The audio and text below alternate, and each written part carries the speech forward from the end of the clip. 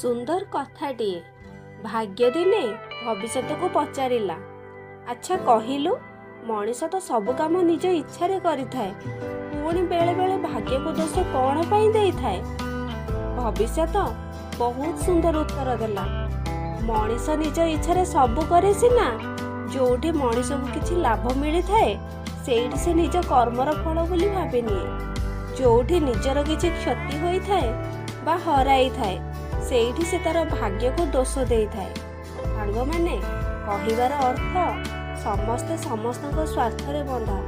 ସ୍ୱାର୍ଥ ଥିଲେ ସମ୍ପର୍କ ଅଛି, ସ୍ୱାର୍ଥ ସରିଗଲା ପରେ ସମ୍ପର୍କ ତୁଟିଲା, ସେତେବେଳେ ଖାଲି ଗୋଟେ କଥା କହି ବୁଲନ୍ତି ଯେ ସେ ମୋ ଭାଗ୍ୟରେ ନାହିଁ, ଯେତେ ଚେଷ୍ଟା କଲେ ବି କ'ଣ ହେବ, ସେ ଜିନିଷ ମୋତେ ମିଳିବ ନାହିଁ, ମୋ ଭାଗ୍ୟରେ ନାହିଁ, ମୁଁ ଯେତେ କଷ୍ଟ କଲେ କ'ଣ ହେବ।